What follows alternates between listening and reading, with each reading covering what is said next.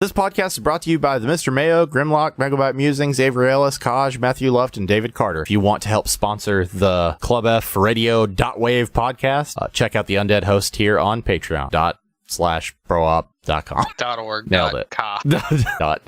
.com. Hey everybody, welcome back to the officially named now Club F Radio.wave podcast, which we have had several people react with basically the same reaction. What the fuck?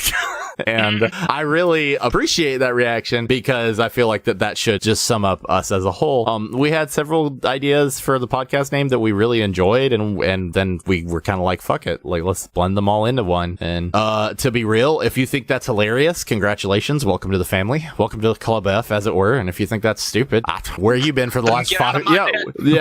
Get out, dad shit. Where you been for the last 5 years? Because it's pretty consistent with the kind of stupid horse shit we're up to. So here's the first thing I want to start us off with today. I want to do something a little bit different because back whenever we had the Bro Op Radio podcast, the very first episode, we went around and introduced everybody. And since then, we've had kind of a rotating cast situation, and nobody's really went, I don't know who the fuck this is. But I'm sure some of you don't know who the fuck this is. So I would like to give somebody a chance to introduce himself. Go ahead, huh? Do what? Yeah, you cut out for most of that. You cut out that. I would like to give you a chance to introduce yourself, huh? Oh, I'm Huh. I'm just a guy being a dude. If that's not the most accurate description of Huh, I don't know what is. Well, how did we first meet? Did we meet through Huffy? Probably. I would think so. I think I got to know Chase well before I got to know you, but yeah, I'm pretty sure it was Huffy. Yeah, I'm pretty sure we met in his trailer, right? Like, had to Yeah, be. I think so. Yeah. Playing Halo, probably. Yeah. So Huh and Huffy are both good friends of ours. A fun thing about Huh and Huffy on this channel is that I have never stopped mixing their fucking nicknames up. So there's a chance you as fans have gotten them confused as well on my behalf. Because they absolutely have. Yeah. It's hilarious to me. Yeah. What's even funnier than that is when I first met Huffy, my dad could never get his name right, and he'd always accidentally call him Humpy. I remember, I feel like the first time I saw you, I didn't immediately talk to you. I kind of just was standoffish and was like, this guy's gonna whip my ass. If I'm not mistaken, I think the first time I ever met you was at that little Halloween party that Huffy had in town. And I can't remember what you were dressed as, but you had like a red trench coat on. That's the only thing I remember. I was Vash the Stampede. Yeah. Yeah, there for a while, that was the only cosplay I had back when we used to cosplay, and I wore it to fucking everything. I wore it to a Halloween rock show that some friends of ours did, and basically every Halloween, I would tell myself I wasn't going to get a costume, and then at the last second, I would just wander into the streets into my dipshit fucking weeaboo trench coat. That's who Huh is. You may also know him from such hit series as Minecraft, where he had such memorable quotes as... Well, before I played the bats thing. Yeah. That was when... Yeah, and then we're growing marijuana. My favorite... That's the one I'll never forget. My favorite is still just the deadpan way he was like, there's a witch in the desert. Because if you recall, I named that episode that, and it changed the way we did like the entire city, because we named the city Witchwood after that. Huh is also Cockeyed Lou in our Criminal Chronicles videos of Grand Theft Auto that we didn't continue past 2 videos. I must say that we gave up on. Yeah. It just took me so goddamn long to fix the first batch of footage. Yeah, that was awful. Eat my ass. It took so long to fix the first batch of footage because it was ruined, and then for us to get around to playing more. Okay, and Mayo asks, wasn't there a moment when he placed his first torch and got excited over it? No, that was when I first made the torch. Yeah. Because I'd always played Minecraft on Xbox. It like made shit for you. I'd never had to like place shit in the crafting menu and do it yourself. But yeah, that's Huh. Hu's been a good friend of ours for a while, and I'm really enjoying having him around in small doses. I hear you. Me too. He makes a bomb-ass cheese dip, by the way. I do. I hadn't made that shit in a long time. I need to make some. Oh, yeah, you do. All right, so tonight's podcast is primarily going to be about movies.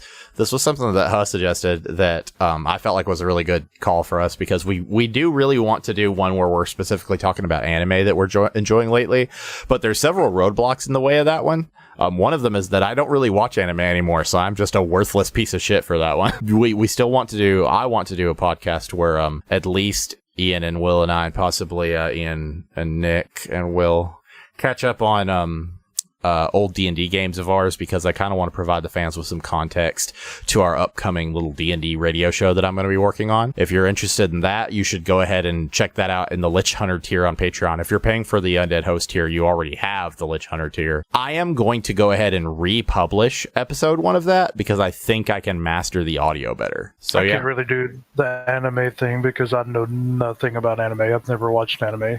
Come on, huh? You really strike me as a Japanophile.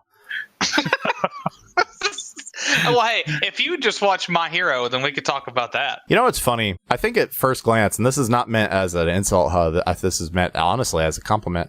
I think at first glance you might take a look at Huh and say that he's our most Southern member, but I don't think that's true. Like, who do you think is the most Southern member that we have? Like, just by looks or No, by behavior. behavior? Nick? Yeah, it might be. Okay, so let's go ahead and move forward. Basically, I just want to chunk this up into a couple of sections, and then we'll go from there. First, I want to talk about movies we've seen lately. We don't have to. One thing that I want to do a little bit better now that we've learned a little bit more about running a podcast is I don't want this to feel like a fucking job interview. I just want us to talk. So, what are some movies you saw lately that you've enjoyed? I guess Spider-Man's the only thing I've seen lately. Yeah, but you didn't like it as much as I did. Well, I didn't hate it by any means. Like, I didn't even dislike it as much as I disliked Black Panther. But Homecoming was so much better than Far From Home. Weirdly, I don't know if I agree, but at the same, one thing I can agree with is that, like, as much as I hate to admit it, these Spider-Man movies don't feel like Spider-Man yet. Like, this one sure didn't. Yeah, like, man, I don't know. I was so excited for them to introduce Spider-Man into the MCU, and I know there are a lot of people that are like, oh my god, it's going perfectly. And I don't think the problem's the actor. I think he's great. I think the problem is the writing still, because there's one glaring problem with the newest one that you also mentioned, Chase, and that's he just makes dumbass decisions that their only purpose is to further the plot. Yeah, like, he doesn't feel like Spider-Man at all.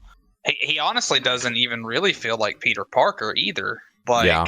I don't know. Like, I know we've talked about this several times personally, but I'm going to bring it up now again since we're on the topic of Spider-Man.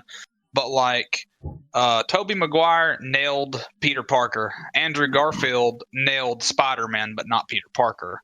So, like, if I could have just a combination of those two, I think it'd be perfect. And I think Tom Holland could eventually be that, but he ain't there yet.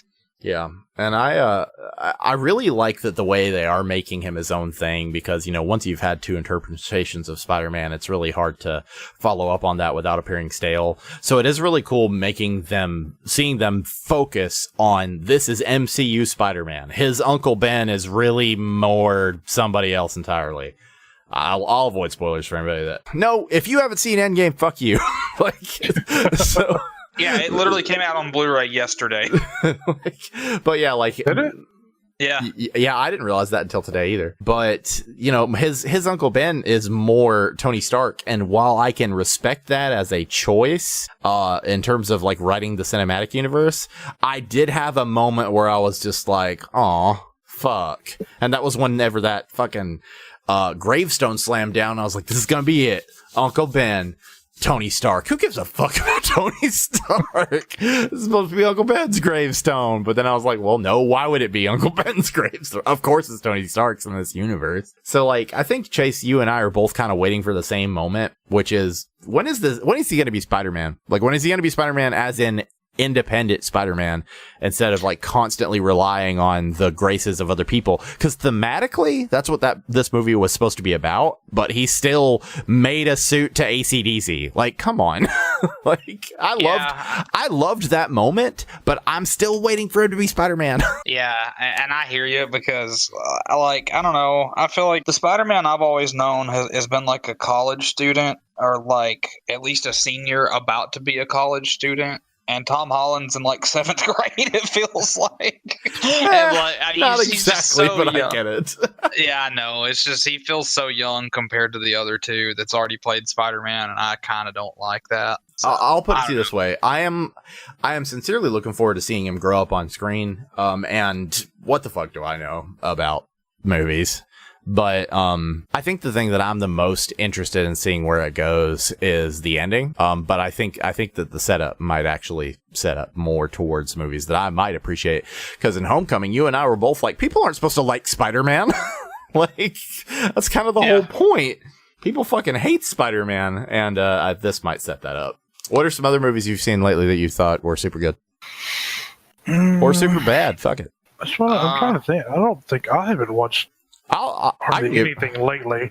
I can give you one. I don't even know if it's new. I think it was just on fucking Netflix. Kenny and I watched Escape Room, which sounds like a really shitty horror movie, but was actually a surprisingly mediocre horror movie. Well, you brought it over and we it. Yeah, you finally watched it. So I finally watched it, the remake or remaster, whatever you would like to call it, of the newest, it. And I didn't hate it. It didn't blow my mind like everything I had read about it on the internet, where people are like, "This is the best horror movie of all time." And it's like, it's really not. I couldn't not laugh every time that fucker was on screen because he looks so goddamn goofy. Yeah, and I really, really enjoyed it. It's still not my favorite horror movie. You gave me a lot of shit when I told you what my favorite horror movie is, but I don't remember what your favorite horror movie is. Silent Hill. Oh, I thought that was just your favorite video game. It's also my movie. favorite video game movie. I'm a huge fan of that fucking movie. Yeah, well, fuck off. I'm actually kind of with you, Jesse. I enjoyed Silent Hill. Dude, Silent Hill, the first film, because I didn't watch the second one, because if any of you don't know this, the writer of the first Silent Hill movie went to jail for killing somebody with his car. So they I did not know that. They got a different writer for the second one, and the second one was at the height of the 3D movie craze, so it was just called Silent Hill 3D. And I was like, yeah, I'm not fucking watching that. I'm not doing it. The first Silent Hill movie is the only video game adaptation that I've ever seen as a film that still kind of felt like a video game in terms of its narrative. I don't really know how to describe it. I really liked it, but I will say this: I'm just glad you kind of enjoyed it, Chase, because like every time I would bring it up, he would be like, "Nah, clowns aren't scary," and I was just like, "It's about more than clowns." And he'd be like, "Nah, it's definitely a clown movie." Well, I mean, my God, everything I ever seen about it, like I never ever got to see him when he would like grow his crazy teeth out and rip off kids' arms and shit. Like everything I ever seen about that movie was just scary clown in the distance who might be holding a balloon this time. Mm-hmm. It's just like I don't find this scary. I don't think I even want to watch this movie. It looks boring. I really think part 2 will be better because like basically, and this is me being a fucking turd to be real. This is me giving it more credit than it's worth. But because the whole point of his powers is that he feeds on your fear. Basically, every cheesy movie thing they do, I can justify as, well, that's him trying to scare them. Like, that the purpose of this isn't to hurt them, it's to scare them. But I do hope that the second one pushes the envelope, because while I didn't watch the entirety of the original miniseries, there are some moments from it that have haunted my fucking memories. Because, like, in the original one, when they're adults, it's like, it feels like they're fighting like some sort of like Lovecraftian god. Like there's just no hope. He's just everywhere and he can do what he wants. I don't know if they'll capture that or not, because weirdly I don't really like that in horror movies anymore. I want the rules to be more clearly defined and not like these weird movies we watch where it's just like, oh, like, okay, I watched the beginning of Bye Bye Man a while back. You guys know what movie I'm talking about? No, I've never seen that. Oh, it's fucking dumb. Let me tell you about Bye Bye Man. Okay, so the concept of Bye Bye Man is that if you think about Bye Bye Man, he kills you. All right. Okay. So you're fine if you don't know what he is. But if somebody tells you what he is, you fucked. Like, so like in the trailer, they're like, don't think it, don't say it, don't think it, don't say it. Like, that's the whole thing. And I didn't watch the rest of the movie, so I'm not gonna tear into it so bad. What now? But hold on. Like, if you know about him, how do you not die long enough to tell something about him? Dude, I don't know. What I do know is that the whole opening was essentially that this girl was at a party and she was semi-psychic, and they were like, show us a trick, and she was like, nah, I don't do it. They were like, this is bullshit, you don't have psychic powers. And she's like, okay. So they whipped the Ouija board out, and she's like, hold on, something's coming. So essentially, like, the only reason they even get literally the only reason they become aware of Bye Man is because she's a psychic and just caught him on the fucking breeze. Like, oh man, this sounds like it didn't come out in the theaters at all. Dude, it's so dumb. And the only reason I even know about it is because Ian has a bit with me that I think he read in a meme, but every now and then he'll just be like, don't say it, don't think it, don't say it, don't think it, the pee-pee poo-poo man. That sounds like him. And I don't think it's his thing. I think he read it off of something, but I'll just lean into Candy's ear and just be like, the pee-pee poo-poo man. I'm sure that gets her real fired up. Chase, tell us about a horror movie that you do like. If you're referring to Bad Moon, I can talk about that. There's I think it came out in I'm just gonna look it up real quick. Hold on, because I would really like to know. Okay, while he's looking that up, do you like horror movies at all? I'm not particularly fond of them. I do enjoy them every once in a while, but I've never been real big on them. There are a few that I like, though. That's kind of how I am. I'm not a huge fan of horror movies, but like every now and then one will strike me. Anyway, Chase. All right, so this movie called Bad Moon, and before anyone even says it or thinks it, yeah, it sounds like a porno, some weird shit like that. But it's a werewolf movie, and it has possibly to this day still the most realistic looking werewolf I've ever seen in a movie. And when I was a kid, I watched this at my friend Mark's house. Like, honestly, his dad had no business letting us watch this young. But the movie came out in 96, so that would have put me at 8 years old. And it fucking scarred me for life. Like, I was terrified of this werewolf for well into like my teens. Like, seriously, if I was like waking up in the morning, I was putting my feet off the bed onto the floor, I would imagine him grabbing my ankles from underneath my bed. Like, I was fucking terrified of this werewolf. But now that I'm a lot older and I've rewatched it, it's my favorite werewolf movie of all time because of how fucking real and badass he looks. Like just go to YouTube and look up Bad Moon werewolf transformation and you'll see what I'm talking about. But it's like the old school animatronics, but not the kind that looks like shit. It's the kind that looks like Jurassic Park, think that. Anyway, if you didn't catch that, that's New Moon werewolf porn. Yes. Furry Boogaloo 2 is probably the better one. Oh, man, it's such a good sequel. I've actually seen Bad Moon. It's actually pretty good. Yeah, oh my God. I remember watching it when I was younger. It's so good. It's interesting because, like, all throughout my friendship with Chase, at least, it's been really hard to get him to empathize with the way I feel about a story, like a movie or a game or something. And horror is definitely one of those things. Like, I'm always very guarded before telling Chase that something is scary, which is why I made it a point not to say that it was scary. I don't even really think it's scary. I think it's interesting. I'm going to tell you my favorite. Okay, probably go ahead. My favorite horror movie is House on Haunted Hill. You know, I haven't seen that in a while. I've seen there's a series on Netflix right now that's based on the same book that I've watched. I haven't watched it yet. Even though I love the movie, I've never watched the miniseries. I think that it's meant to be kind of different, but it is quite good. What's the best movie you've ever seen? That's a tall order. Mm-hmm. It is a very tall order. If you can't think of the number one, just give me one that you think is one of the best movies. The Departed. The Departed. You know what's funny? I think I started to watch that once and didn't finish it. I might be thinking of something else, though. So what's The Departed about? Yeah, tell us that. It's a Martin Scorsese movie. It's, let's see, it's got Leonardo DiCaprio, it's got Matt Damon, Jack Nicholson. I'm trying to remember a good way to describe it. Every time I hear the name of that, I think of our friend Drew, because at any time the name of that movie was mentioned, he would go, The Departed. Yeah, it's based in Boston, so they all have that accent. So I'll just read you the thing on IMDb. It's an undercover cop and a mole in the police attempt to identify each other while infiltrating an Irish gang in South Boston. Oh, damn. That sounds really cool. Yeah, it's a really good movie. How about you, Chase? What's one of your best movies of all time?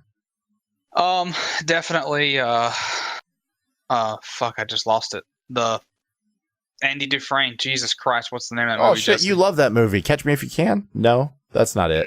No. Andy Dufresne? No. Sorry, man. Shawshank Redemption. Yes.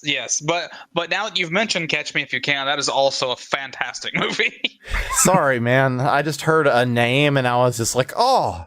Yeah. Leo DiCaprio. Yeah, it's him. Andy Dufresne. Oh, yeah, of course. The Green Mile. Right. Yeah, that's the one with Eminem, right?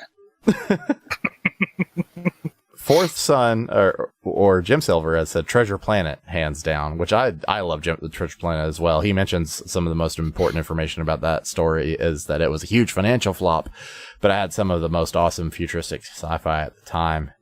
Yeah, I really like that movie a lot. And if we're gonna talk some cartoons, then throw it out there, dude. The Emperor's New Groove. Shit, yes. If you haven't watched that, just go ahead and get out of here and watch it. The cat lady from Treasure Planet makes me question some things. The cat lady? Dude, do you remember Captain Smollett? I can look it up. Hold on. Hottie. Captain Smollett? Hottie with a body. Captain Smollett, Treasure Island. Oh, that's not, that can't be right. Hold on. That's definitely not them. You got the dude character, didn't you? Yeah, I did. Yeah, that's something that Mayo mentioned in chat, is that the original character is male. Jim says, is this podcast Gats coming out as a furry? I'm very much in the Dan Avidan school of, they drew these characters to be sexual. Like, there's no questioning it. Like, go back to some of your favorite animated stories of all time and just be like, did this awaken me sexually? Probably. Go watch Space Jam and you come back with a straight face and tell me you wouldn't fuck that rabbit. And the Monstars. Yeah, I'm talking about bugs. Oh, fuck. I guess the animated mine would be The Incredibles. I love The Incredibles. The Incredibles is really good. Now, have you seen the second one yet? I haven't watched the second one. Some of my favorite movies. I'm a huge fan of the Matrix trilogy in the sense that if it weren't for the fact that people are still to this day commenting on how bad the third one is, I probably wouldn't even think about the Matrix at all. But because people still comment on how bad the third one is, there's a part of my brain that's hardwired to go, it wasn't that bad if you look at the series as a whole. Like, but in all honesty, like the second, like, okay, there are several movies that I sincerely enjoy that the first one was good enough to justify a sequel, but instead they spun it into a trilogy. And the second and third movies were essentially just two parts of the same sequel stretched out. Yeah. Matrix 2 and 3 is an example of that. They could have cut a lot of filler out of that bullshit and made it just one sequel movie, and it would have been a fuck ton better. And the other big example I always think of in terms of that is Pirates of the Caribbean. Yeah, I can see that. Because Pirates of the Caribbean 1 is way more low-key compared to the second and third ones. And I have been wanting to rewatch those for a long-ass fucking time, but Candy hates those movies. So I haven't had anybody to watch him with. But I love that shit. I rewatched is Davy Jones the second one? Yes. Yes. Yeah, I rewatched that one recently, and that's also the world in Kingdom Hearts 3. So. And I am glad that they did go with that. I had been saying that for a long time, that it was a story about hearts and keys, so it needed to happen. Yeah, it was literally perfect. Like tailor-made for Kingdom Hearts, it feels like. Another movie I really enjoy that I still haven't gotten around to watching the two sequels is Unbreakable. I'm a huge fan of M. Night Shyamalan's Unbreakable. And then I never did get around to watching Split because Split was like a surprise sequel. Like, it wasn't even advertised as a sequel to Unbreakable. But it was just a surprise that it was in the same continuous universe. And then the third one, Glass, came out, and I fucking own it. I bought it at Walmart thinking that it was, bought it at Walmart thinking that it was a collection of all three movies for no reason other than it had all three characters on the front. That's the premise of the movie. Like, it shouldn't have given me that impression. But Split's good. I haven't watched Glass yet, but I've seen the other two. Well, I'm gonna tell you, if for some reason you wake up and you have access to no internet streaming services or Redbox, I have a Blu-ray copy that I would be willing to sell you. You know, lately I've been thinking a lot about the movie adaptations of like Stephen King works, even though I haven't actually read a lot of Stephen King. Like, for example, Dreamcatcher. Dreamcatcher is like one of my favorite movies of all time, and I've never read the book of it. And 1408 is really good, and I feel like the book's probably better. Yeah, 1408 is a fucking trip. Like, I like that movie. I love, like, it's becoming a trope now, but I love this concept of a supernatural investigator that has become so jaded that they don't really even believe in the supernatural anymore. Finally finding the one thing that's just like, yep, this is a absolute fucking ghost. Like, this is the real shit. That's what it's essentially like in The Haunting of Hill House on Netflix. Is that one of the characters tells his story of what happened to them when they were kids and makes a killing off of his book, but he doesn't actually believe any out of it. It's just a story he made up based on what everyone said happened, and he's just like, yeah, but that's not what happened. Everybody was just crazy. Let's talk about John Wick for a minute, though. I still need to watch the third one. I was so jealous when you guys went and watched the third one. Still need to watch all the other ones. Okay, well, one. The first one's, none of them are bad. I'll tell you that. The first one's probably my favorite. The third one was way better than the second one, and then the second one comes in third for me personally. But they are all fantastic.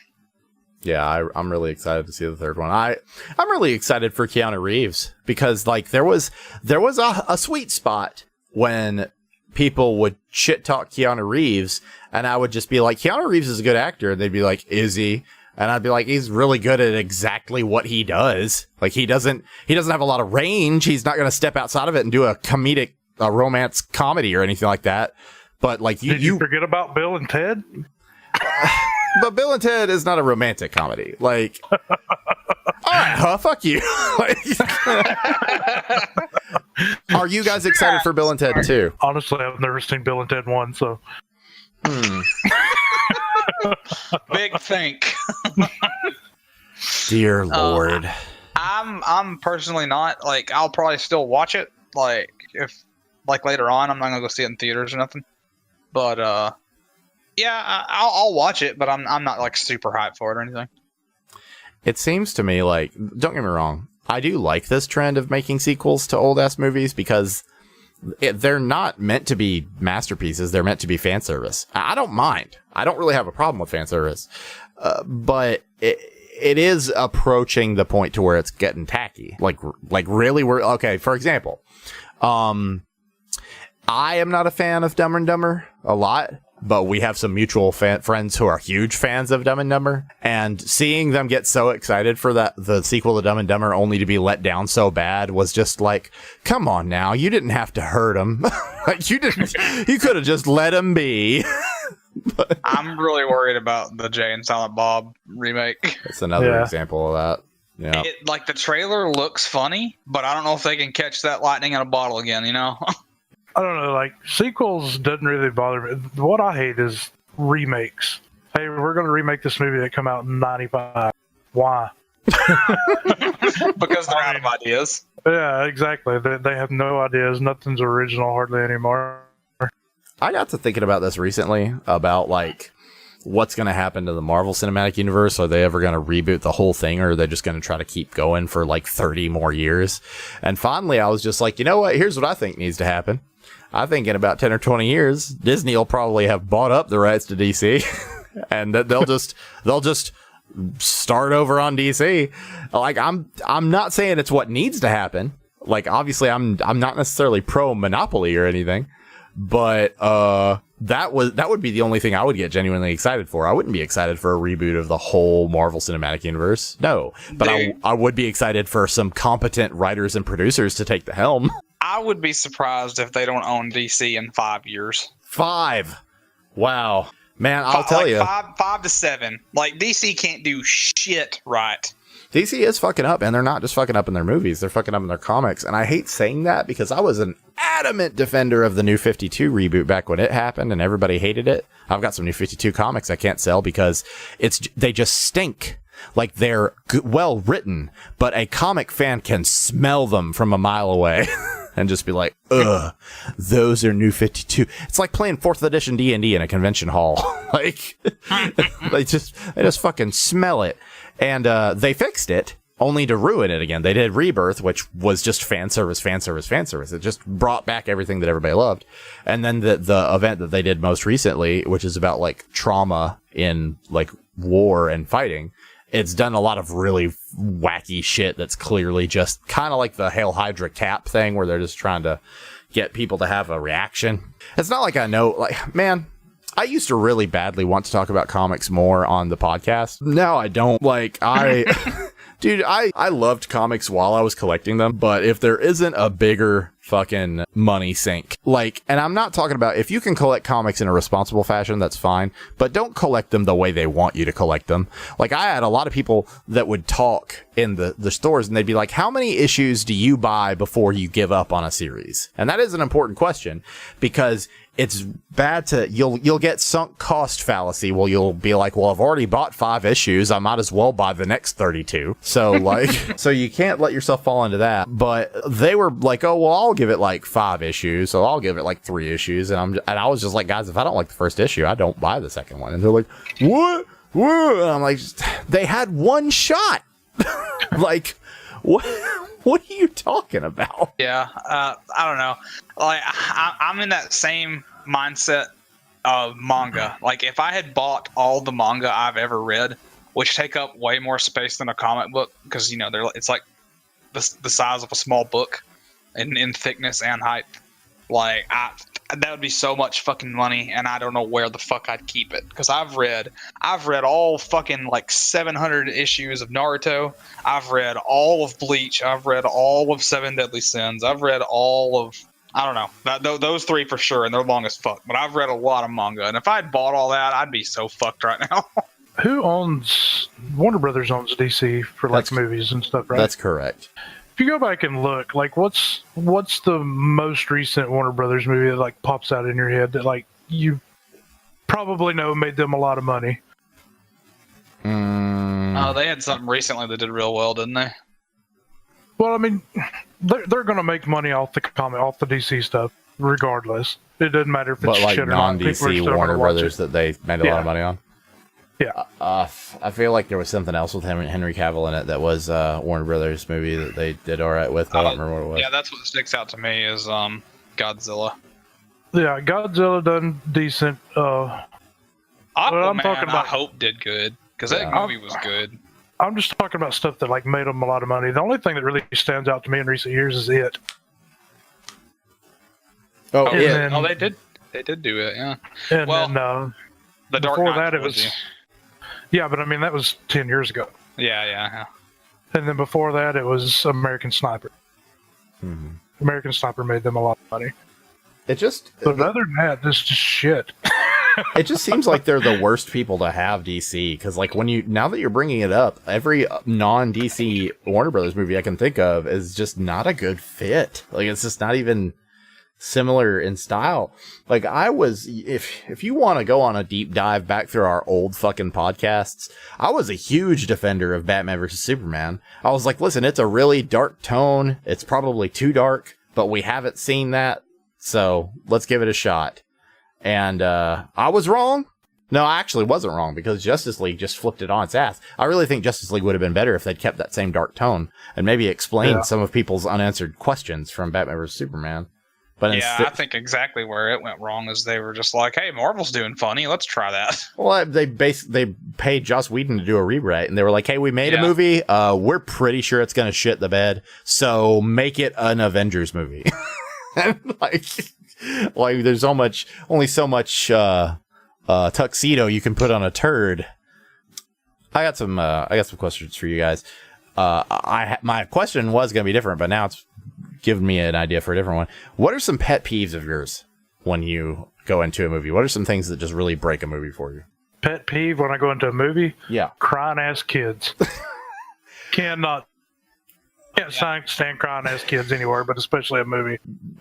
Some of your biggest pet peeves about the story of a movie. Oh, I thought you'd have been like going, like watching a movie. My bad. Pet peeves about a story of a movie? Yeah. I don't know. I think Chase can probably think of some. Predictability. Predictability doesn't really bother me. Mine's overact. Like if I can't not hardly stand to watch Nicolas Cage in it. He overacts and everything to me. I could see that. But have you ever been pulled outside and beat until you pissed blood? No. It's one of my favorite Nicolas Cage things. I would have shouted at the way he did it, but I honestly... In case any of y'all don't know, I had to move recently. So I'm upstairs in my fiance's parents' house, and I think they banged on the ceiling earlier when I was shouting "goddamn" at the top of my lungs. So it's gonna be a fun 6 months or so. That's why I'm so thankful that you guys paid for Chase to build a new computer, because somebody's got to be streaming, and it might not be me for a while. Yeah. Yeah, with the way your voice sounds now, I don't know. I will figure something out. Jim Silver says he hates inaccuracies in movies. Seeing a person play Halo with GameCube controllers, seeing hackers in movies just makes me laugh. One of my favorites is there's a Jackie Chan movie where for the whole movie a kid plays a Game Gear without a game in it. I really love shit like that, man. Let's see. What are some other examples? You know, something that makes me really nostalgic to this day is just like the 30 seconds of time in Three Ninjas when they're all asleep, but they left Super Mario Brothers 3 playing on the original Nintendo. I think about that every day. Wow. That's oddly specific. You know what? Okay, the podcast is going to be that scene on loop when you watch it on YouTube. So congratulations, you've reached the context. Wait, wasn't Super Mario 3 on the original Nintendo, not Super Nintendo? You're right. Fuck. Jesse, go back and edit that and make me look less stupid. I think about it every day. Hey, everybody, if I sounded really weird about 5 minutes ago, it's not because I redubbed my own voice. You know, you talked about predictability, and that's Candy's problem. But what's funny is you and Candy have the same problem in that you've watched enough movies that you're more easily able to predict what's going to happen. And so with Candy especially, I don't think whenever she calls out the predictability, it's always actually the problem. But what's funny is I did need her expertise when we watched Warcraft, because I was sitting here going, damn, this movie's predictable, but maybe it just feels that way because I kind of know the story. And then Candy walked out of that movie theater going, man, that movie was predictable. And I was just like, aha, you don't know shit about Warcraft. Yeah, I wish it had done better because it looked visually phenomenal, but man, did they just sort of butt fuck that all up. Yeah.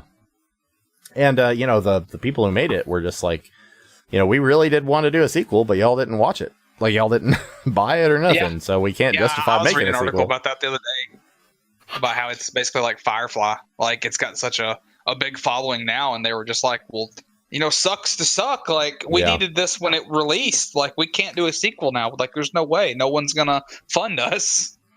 Mayo says, does anybody notice that any and all video game movies just suck donk? There are a handful that I really like, and that's Silent Hill. And I'm sure I could think of at least one more if I really sat on it. But all I can think of right now is how bad the Assassin's Creed movie was. Oh, it was terrible. God, I enjoyed it while I was in the theater, though. It was definitely one of those. Well, while I was in the theater, I was like, man, this is really good. And then I left, and I was like, what the fuck was that? Well, it's one of those movies where it's just like, okay, this is a good movie, but it shouldn't be Assassin's Creed. Yeah. Yeah, exactly. But, you know, in general, that series, I have lost all interest in that. It's so interesting that Assassin's Creed games are still selling. Like, Donkey made a video recently that's a part 2 to his thing about critics that's more or less criticizing how the gaming fandom is when it comes to games criticism and sales and stuff, because we always shit on like Ubisoft and EA, but we keep buying their games. And I don't know. I don't know if I've bought a Ubisoft game in a long time up until I went ahead and bought The Division 2. And then some of y'all know how that turned out. Yeah, I haven't bought one in a while either because Gino gave me The Division 2. Yeah. So I really wanted to like it. Wait, going back to video game movies, you didn't like the Super Mario Brothers movie? Okay. I actually love that movie. I did when I was little. Yeah, for all the wrong reasons. Yeah, I love that fucking movie. To be honest, like, as far as like really completely inaccurate video game movies go, that one's priceless because it has such good world building that just takes it in the wrong direction. Like, I've plagiarized some elements of that for my D&D game that I'm running right now. The world without fossil fuels, so all the cars are electric, and because they haven't developed electric cars yet, the roads are on a contact rail system. You look at that and they're like, damn, they thought of this because it's a world of dinosaurs. They've decided that Koopa's a dinosaur and that those monsters are dinosaurs, so that's cool. And then you see the Goombas for the first time and you're just like, wow. Somebody played Super Mario Brothers once, did LSD, and got funding for a movie. And they said, I know 2 guys that are vaguely ethnic. John Leguizamo and Bob Hoskins. John Luigi. That reminds me of one of my favorite Chase moments. Chase, do you know what story I'm about to tell? Fuck no, I don't. There's a lot of them.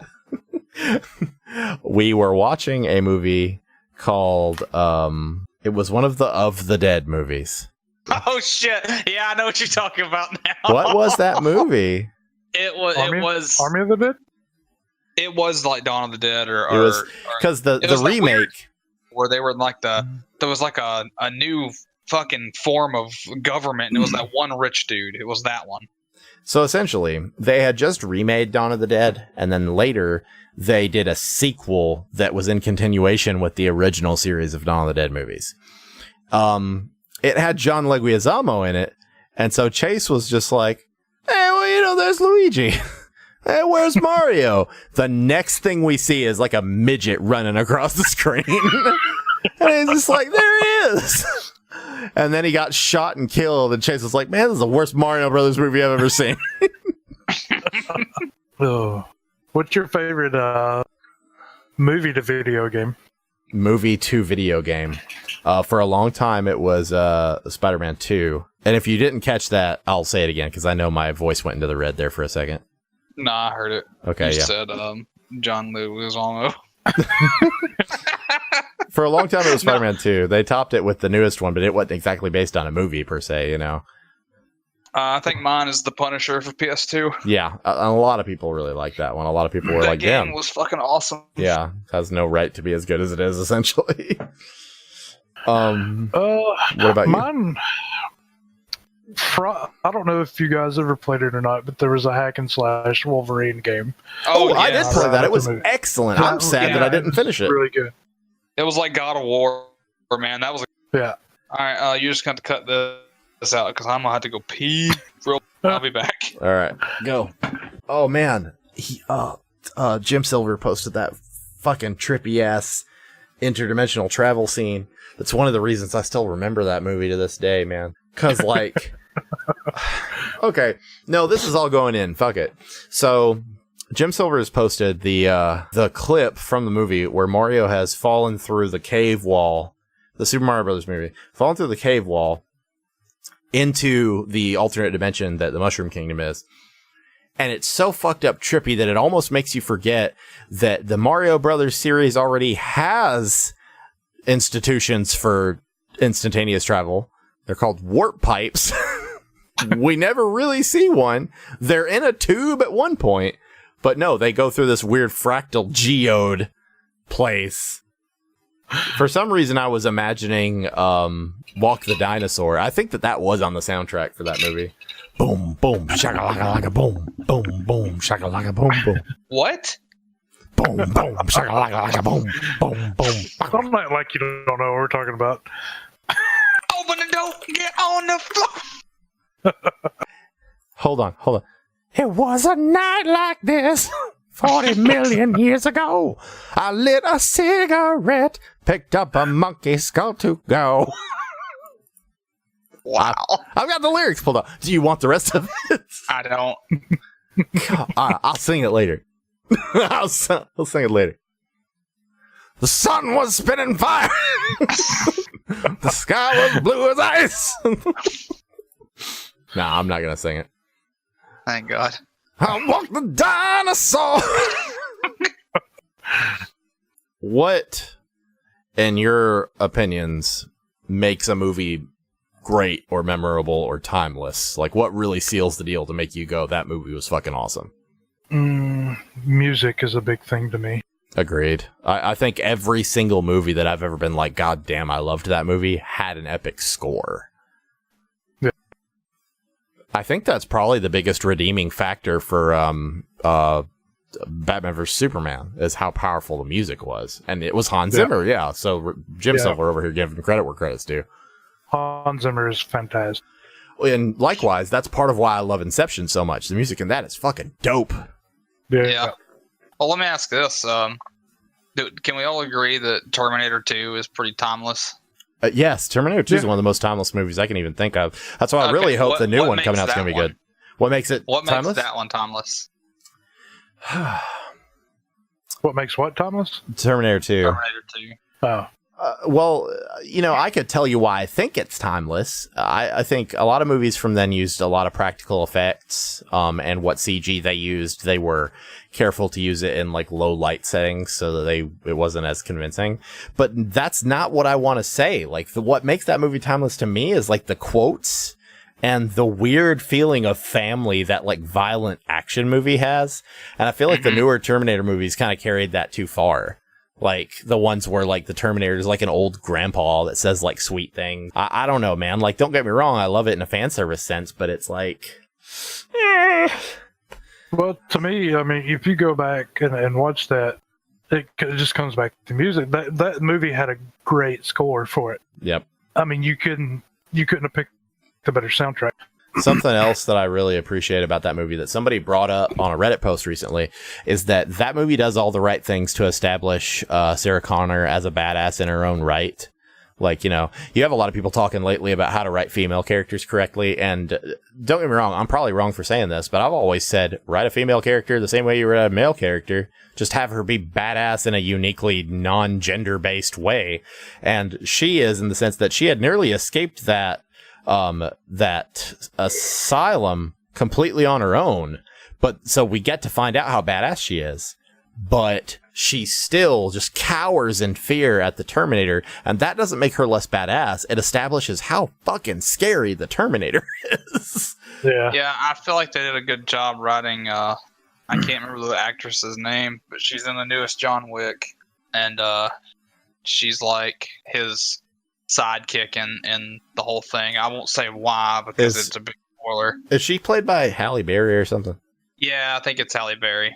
But anyway, they wrote her character fucking awesome. She's got these two German shepherds that are like her world, and they like kill people for her and stuff. And it gets to a point where someone's just like, "You got to give me one of those dogs," and she's just like, "No." And then it kind of makes her end up being like John Wick in a way, because she would not give up her dog.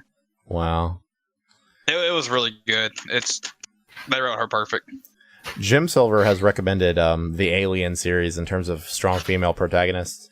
One thing that I will defend about Alien that a lot of, like, even Candy will be like, ugh, why'd they have to do this?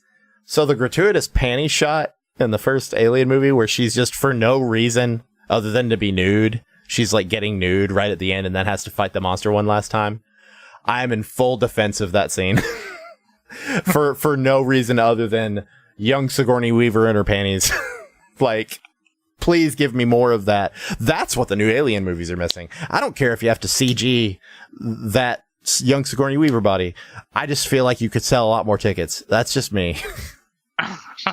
Well, it also it's a good way to show that she was like in a vulnerable state at the time. Like, yeah, I nearly agree. naked. So, Why she had convinced herself that she had won. Why wouldn't she get naked and get in the cryopod the way she's fucking supposed to? But one very fascinating thing about the Alien series that I've seen more and more people talk about lately is the fact that Alien 1 is a horror movie. Like they all the time talk about it being a haunted house in space, but Alien 2 is an action movie.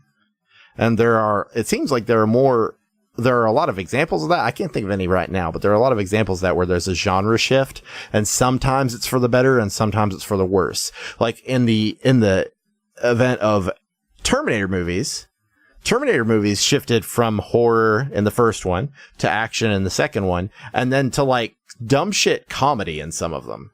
So I think that's part of the problem there, is that that's not the correct shift. I still haven't watched Covenant. I need to. Jim Silver says Gats just described Dead Space. Yep. Yeah, I was about to say I really wish there was a good Dead Space movie, because the first Dead Space game is fucking up there with like Resident Evil 4 and stuff like that for me. Like that game was fucking awesome. Yeah, I really enjoyed the first Dead Space. And I will say, you guys saw it in my Dead Space videos. I really enjoyed some things that Dead Space 3 did with the co-op, but they were like under executed. Where do we want to go from there? Animated movie. Yeah, I feel like I watched that, but it didn't really capture my attention. Yeah, I've seen it too, and I don't remember a whole lot about it. It was okay to the best of my memory, but it wasn't like, holy shit, that's awesome. Huh. Yes. What now? I don't know. I'll tell you, like Cuffy told me the other day, you're the one fucking this goat. I'm just holding the horns. That sounds like Cuffy.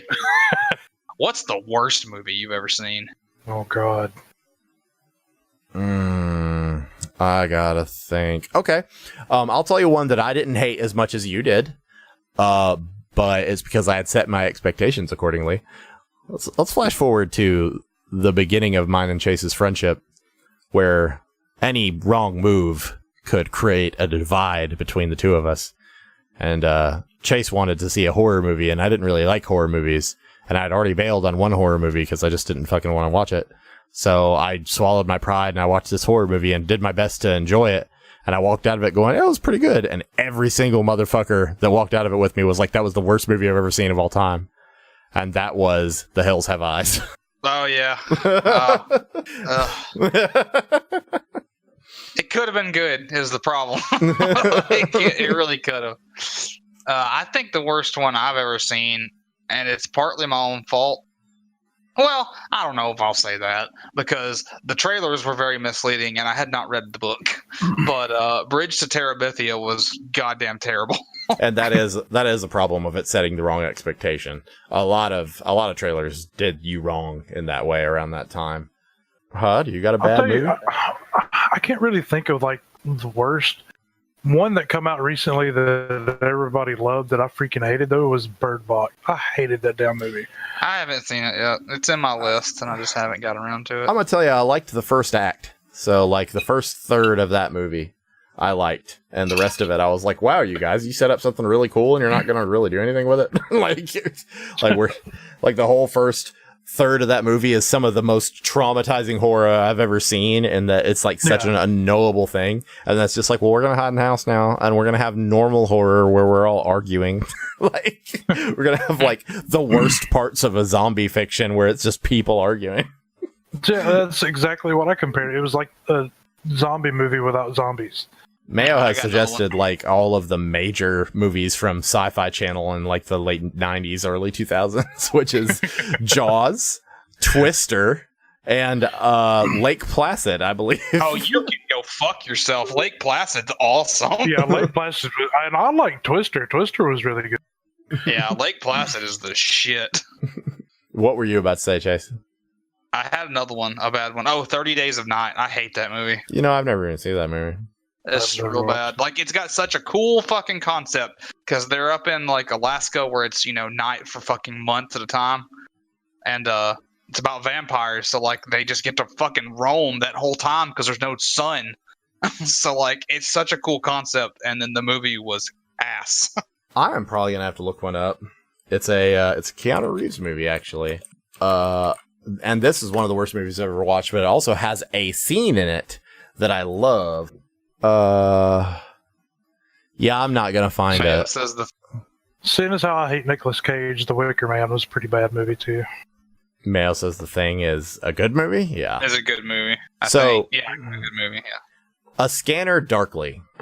Oh, I was never. I just. It looked so bad to me. I was open to it because it was bold. It was like a cell shaded movie. Like it was live action shot with cell shading put on top of it. There's only one moment of that movie that's any good, and it's this long ass drug addled rant where the guy they're talking about, they're like, "Don't worry, our drugs are safe at home."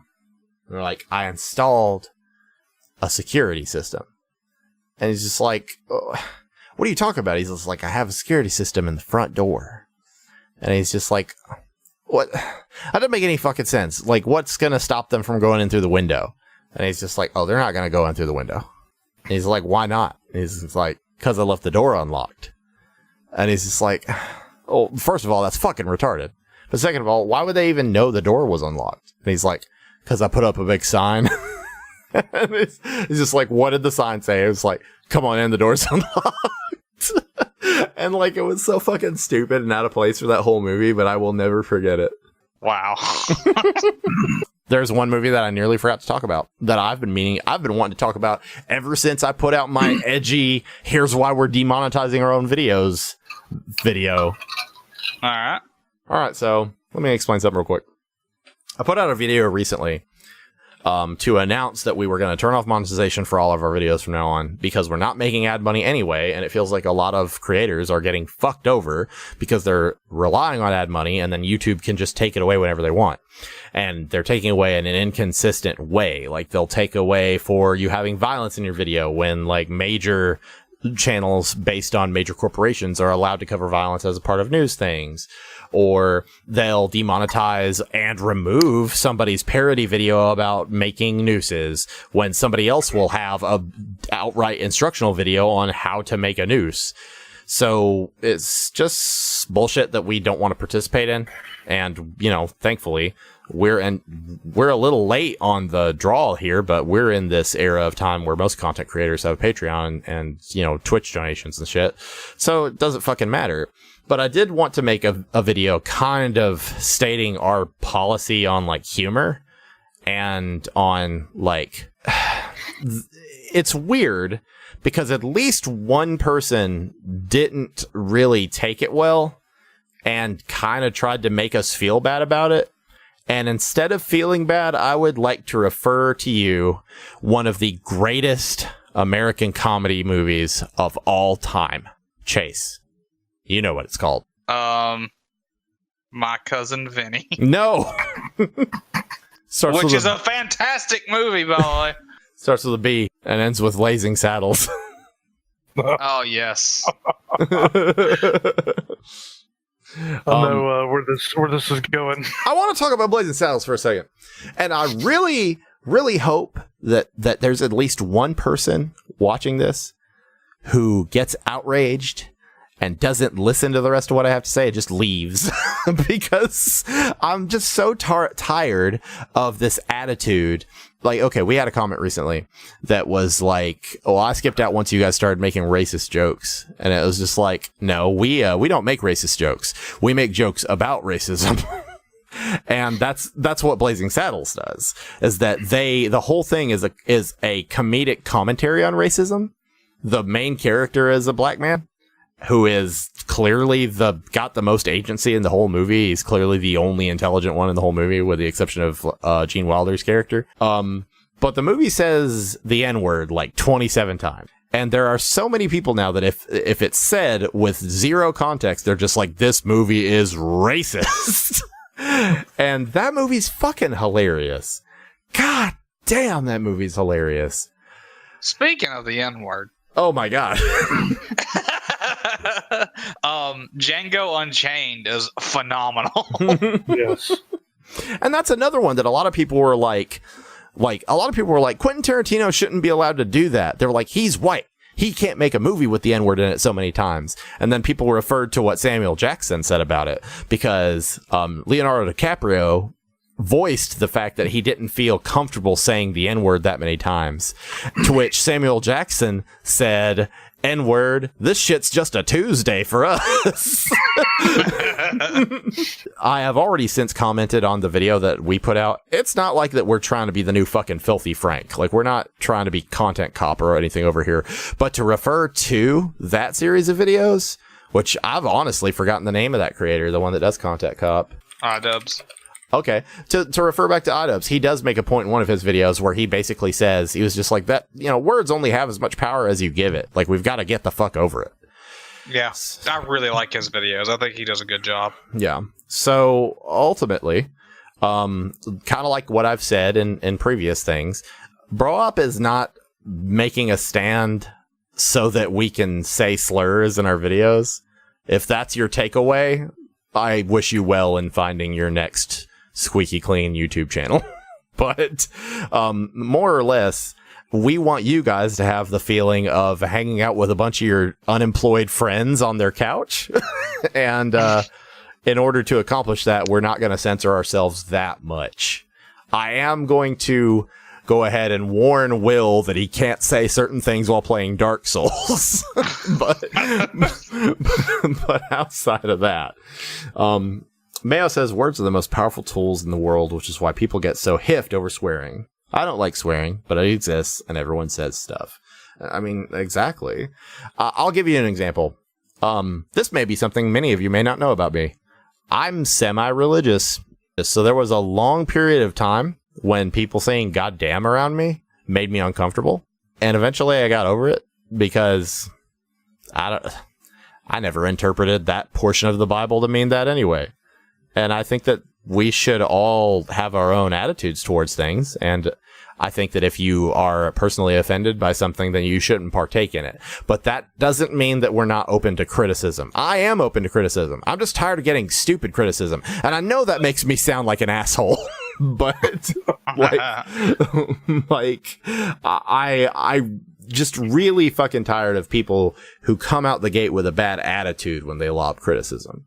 Like, yeah, I do want to know what we can do to improve our channel. But if I will tell you right now, if 10,000 people were to come out and say, I like your channel, but you really need to stop doing these things that you love about it, I'm going to be like, all right, dope. We really are never going viral. Like, yeah. Plus, I don't trust the words of 10,000 people. We can't even get 10 people to do what they say they're going to do. Yeah. Yeah. Yeah. I'm going to go back to, I know this is off topic, but I'm going to go back to Django Unchained because I really want to talk about it. I can move some of this shit around pretty easily, so I can put it back in the conversation about Django Unchained. Do you guys remember the part where Leonardo DiCaprio smashes the glass on the table? I do, and I know what you're about to say, but I want you to tell the story anyway. That scene was almost entirely improvised. When he smashed his glass on that table, he actually cut his hand, like really, really bad. Yeah, and that also reminds me of a scene that's almost very, very similar in Lord of the Rings. When he went into that whole triad with Kerry Washington, the look on her face, that was actually terror because she was afraid he was going to touch her with his bloody hand. Yeah, the scene I'm talking about in Lord of the Rings is where Strider first finds out like they took the hobbits somewhere, and he kicks the shit out of this helmet that's laying on the ground. Yeah. And when he said he did that, I was watching behind the scenes, and he did that scene like 5 or 6 times, and every time was it Jackson? Is that his name? Sam Jackson? Peter Jackson. Yeah, Peter Jackson. And Peter Jackson kept being like, "All right, I need you to do it again, but have a little more enthusiasm in it. Like, I need to see the pain, whatever." So he did it 3 or 4 or 5 times, and then the last time he did it, he kicked the fuck out of the helmet and actually broke his toe. And he just screamed in pain, and Peter was like, "Damn, that's good." And he's just like, "Yeah, it was." What that's got me thinking of is I've been thinking about this a lot lately. 2 things. One, Chase, I know you probably haven't seen Thor Ragnarok in a hot minute, but the scene where Thor is strapped into a chair and going through the thing that's explaining the planet to him. Did you know that that's a direct homage to Charlie and the Chocolate Factory? No. because it's playing Pure Imagination in the background, and the lights start flashing red back and forth, exactly like they did in the riverboat scene whenever Gene Wilder's just losing his shit. And the second thing that I want to tell you is that's also improvised. So, like, when they're in the riverboat and he starts singing that really creepy-ass poem, he just starts getting crazier and crazier, and everybody on the boat starts screaming. It's because it wasn't in the script, and he just did it. Like, he just freaked them the fuck out. Oh, I love it. I've heard that a lot of Thor Ragnarok was improvised, too. You know, and it seems to be working. Like, okay, there are several movies that I know of that are heavily improvised and mostly comedies. Like, for example, a lot of work with Will Ferrell is mostly improvised. The entirety of Iron Man 1 is mostly improvised. If you didn't know that, they didn't have a script. Oh, really? I didn't know that. That's something that got revealed a couple years ago, is that like the only people that had any faith in that movie were essentially like some of the actors and whoever that creative producer is that plays Happy Hogan. John Favreau. John Favreau, yeah. Like, they were like the only people that had any faith in that movie, and so they didn't even have a script, and they were just doing their fucking best. Like, and it turned out really good. That thing, because of like what it spawned. like look at what that's turned into. Mm-hmm. Yeah. I am such a fan of storytelling in general. I mean, whenever I get fucking free time again, I want to get back to writing. I love the art form of crafting a story, and that's part of why I love running Dungeons and Dragons so much, is because to me that's probably the most challenging form of storytelling, is weaving a narrative where other people are participating in the actual plot. Video games aren't like that. You don't have a real impact on the plot. The only directions you can go are the ones laid out for you. Whereas in D&D, like, there's a lot more room for improvisation and alterations to the actual story. So as a result of me like thinking about this a lot, there are a lot of times when I wonder if I've become too jaded to enjoy movies. But then I see like more and more of my friends around me start making the same criticisms, and I'm like, no, I'm not too jaded. I'm just fucking jaded enough. Like, we can have intellectual conversations about this shit now, and I'm glad for that. So thank you, Chase and Huff, for talking to me about movies for a while. Oh, yeah. So I think that we are probably going to wind it down, but I do want to transition using a question that Mayo asked earlier. Mayo asked if we enjoy Dungeons and Dragons. We do. And several years back, I played my first D&D game with some of these guys, and it was really well received. And then later I did another one that was even more well received. And then last year I did a mini one that people liked okay.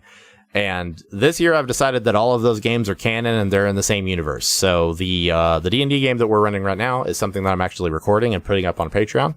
It's called Tabula Librum. And the next little podcasty thing that I do is going to be me and some of my friends telling you stories about our old games to kind of set you up for understanding what's going on in this one. Okay, I'll chop all that together. Thank you guys so much for coming out. Thank you, Jim Silver and Mayo in the chat. Don't forget that if you are a Undead host, you can listen to us recording live in our Discord. And if you are listening to this in some other shape or form and you have somehow missed out on your benefits, that's how we do it. We do it through our Discord. Make sure you find the link to that. But yeah, I don't know. Life finds a way. Finds a way. Now you have to end with that gif of that. Or just the scene. Fuck it. Take it easy, Goldblum. Life finds a way.